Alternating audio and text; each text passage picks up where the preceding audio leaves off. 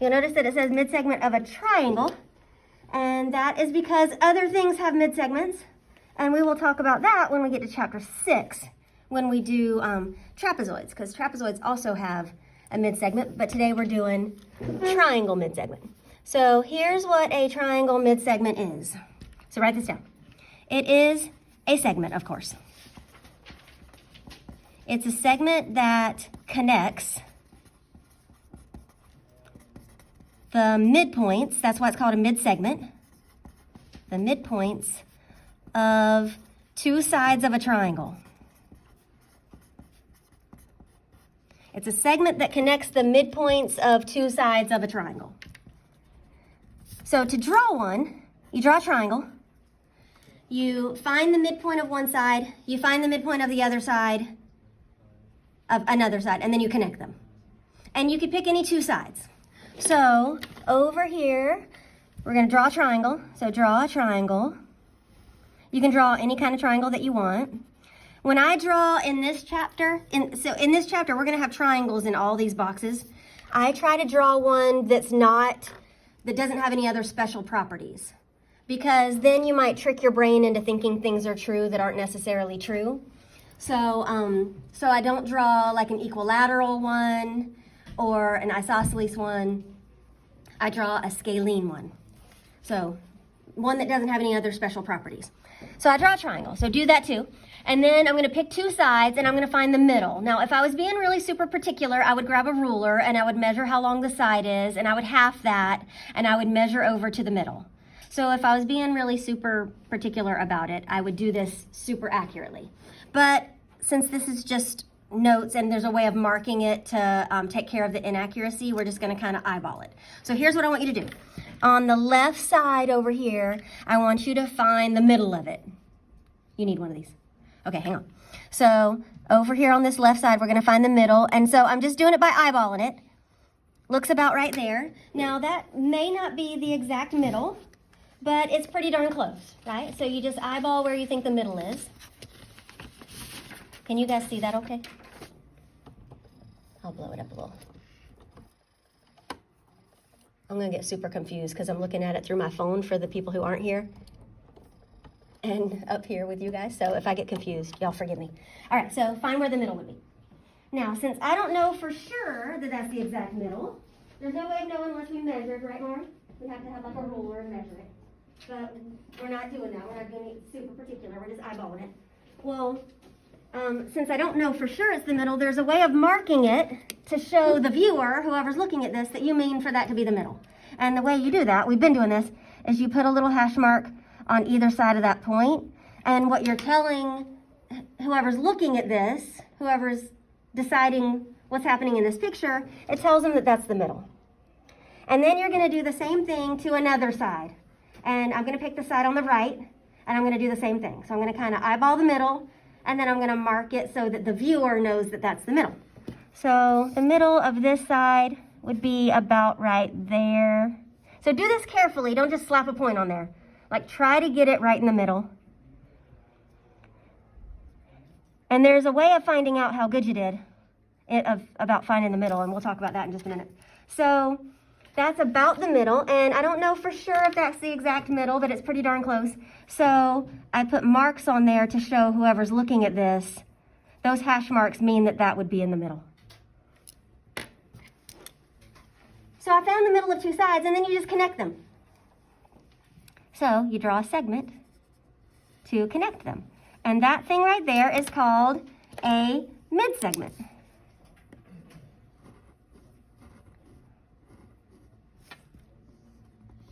Mid-segment.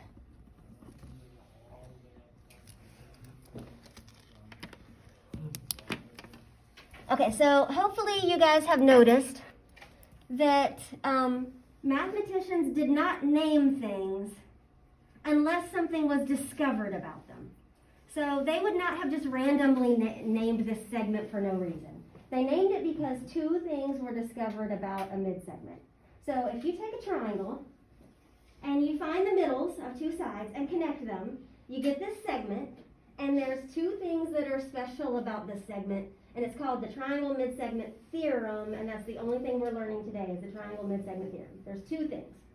Okay, so this side right here that doesn't have a midpoint, I guess I should point over here for the people who weren't here. This side right here that doesn't have a midpoint, they refer to that side as the third side. Okay? Because the side on the left, I found a midpoint. The side on the right, I found a midpoint. The side on the bottom, I didn't do anything with that. And that they call that the third side. So here's what they discovered. That midsegment will always be parallel to the third side. Always. So when you connect these two middle points, that midsegment is always going to be parallel to what they call this third side right here. So did y'all notice that they're parallel? Now, if yours don't look very parallel, it's just because we didn't really measure where the midpoints were. If you were to take a ruler and measure where those middle points are and connect them, it'll always be parallel. So this midsegment will always be parallel to what they call the third side right here. Which means, if you go back to chapter 3, we've got corresponding angles right here and right here, which means those angles are going to be equal. And we've got corresponding angles right here and right here. So those angles are going to be equal. And we've got same side interior angles right here. So we have to revisit all that angle stuff from chapter 3 when we had parallel lines. So it may be something you want to review over. And when we had parallel lines, these are called corresponding, so they're equal. And when we had parallel lines, these are called same side interior, so they add to be 180. So that stuff shows up in these triangles, the angle rules from chapter 3. Okay, and there's one more thing they discovered. And this, it's almost like an optical illusion. It doesn't look like this is true, but it is. Okay, so they discovered two things. One, this midsegment is parallel. And the second thing they discovered is that mid-segment right there is always going to be, always going to be half the length of that third side. All right, so what do y'all think? Does it look like it's half the length? I think it doesn't. I think it looks like it's longer. I think it's kind of like an optical illusion. It doesn't look like it's half. But I will show you that it's half. Now remember, I drew this without measuring, so it may be a little bit off. But this is how long it is right here. That's how long that middle segment is. And so if I compare it to the bottom, right there, it really is half. See? So it doesn't look like it to me because it's a little, it's shifted over, that midsegment shifted over a little bit, so it looks longer. But this length right here, that midsegment, will always be half of this bottom segment. And those are the two rules today. So all the information is right here. A midsegment connects two midpoints. A midsegment is parallel to the third side, and it's half the length of the third side.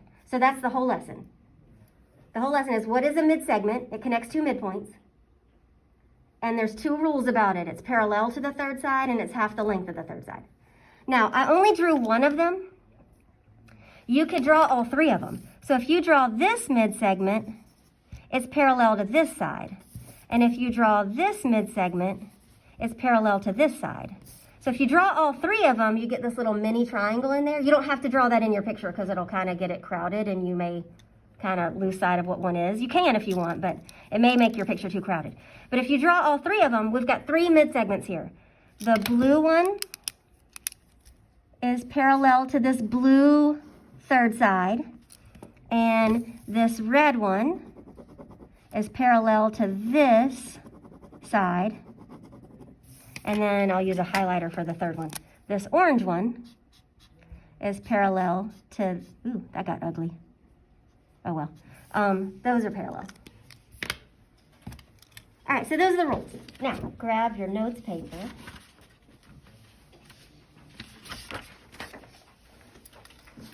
This would be first period. Okay, so on your notes paper, I wrote down the rule in a little box right there. It's called the triangle mid-segment theorem. And it says the mid-segment of a triangle is parallel to, so that's one rule, parallel to, and half the length of the third side. So that is the theorem that we're going to use. And so now we're going to solve some problems using that theorem. All right, example 1. They want us to find x and y. Question?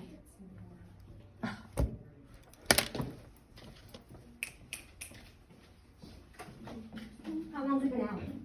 Just a second. Thank you.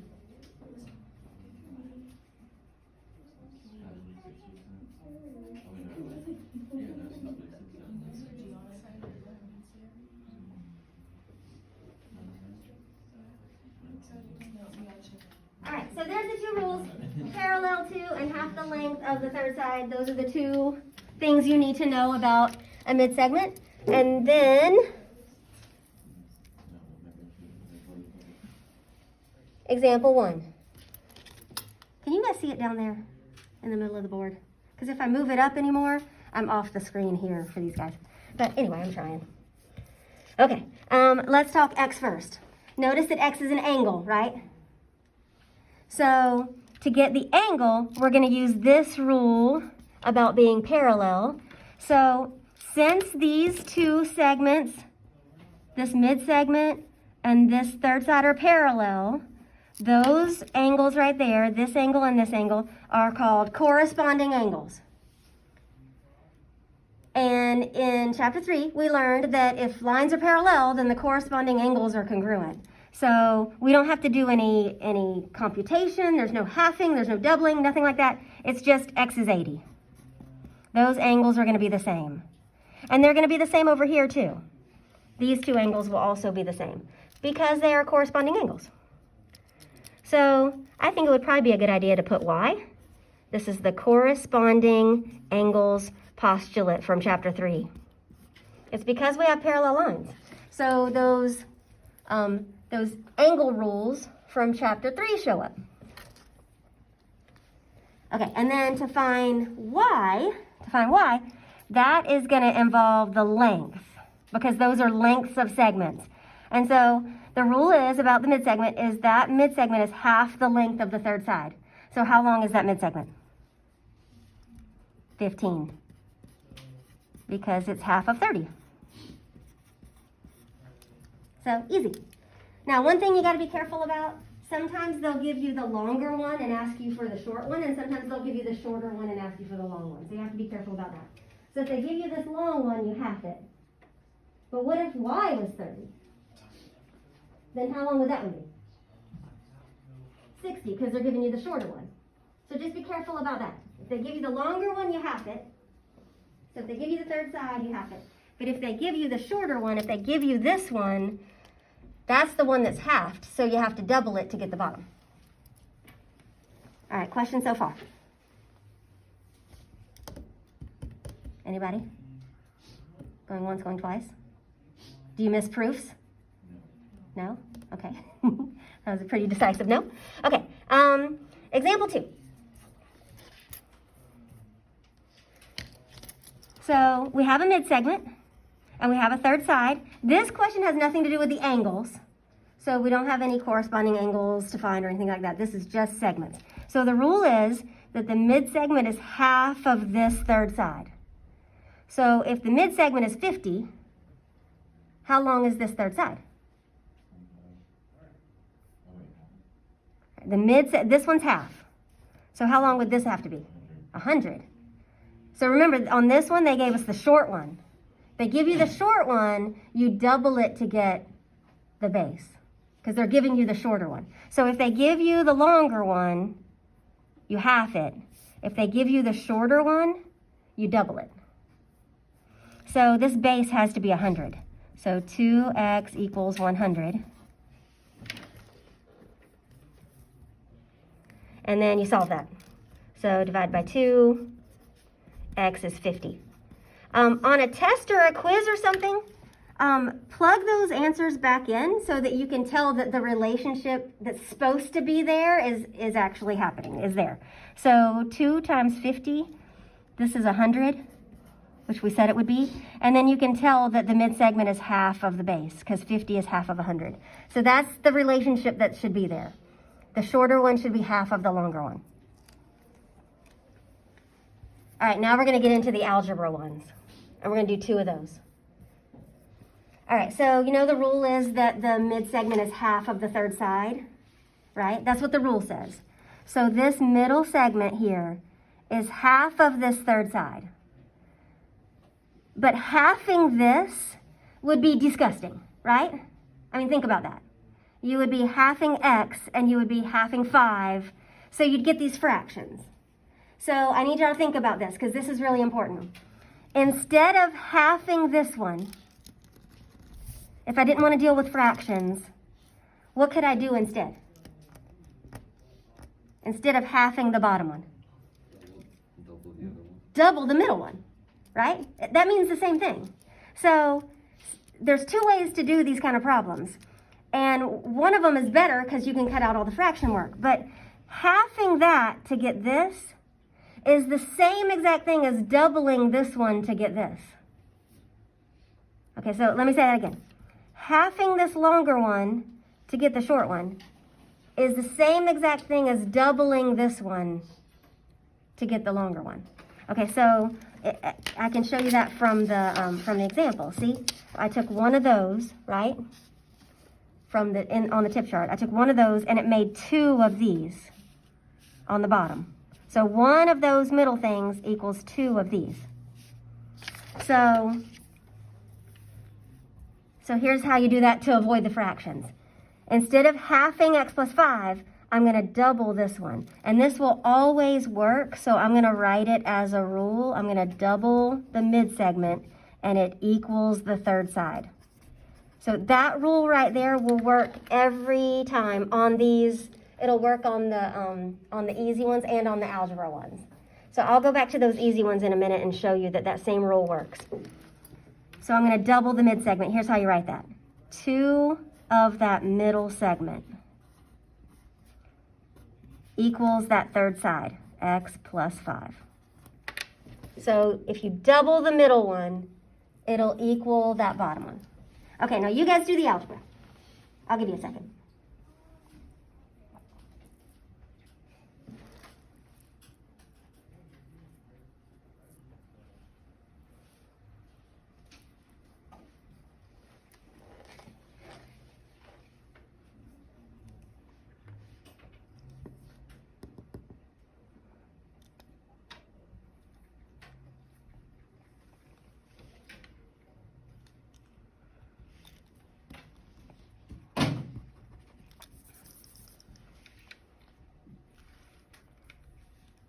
So when you double this, you have to distribute that 2. You should have 2x plus 4 and x plus 5. And then you subtract x from both sides. And you have x plus 4 equals 5, and then you subtract 4 and you get 1. X is 1. Okay, on a test or a quiz, I strongly recommend that you plug that in and make sure that you have the relationship you're supposed to have. In other words, make sure that the mid-segment is half of the third side. So if you plug in a 1 right there, this thing is 3. And if you plug in a 1 right there, this thing is 6. And then you can tell that the mid-segment is in fact half of the third side, so that tells you that you did it right. So you can double check that relationship to make sure that what's supposed to be happening is actually happening, that the mid-segment is half. All right, you guys do the bottom one, and then I'm going to show you that this same rule will work on these easy ones too. So you guys do the bottom one. I'll give you a minute.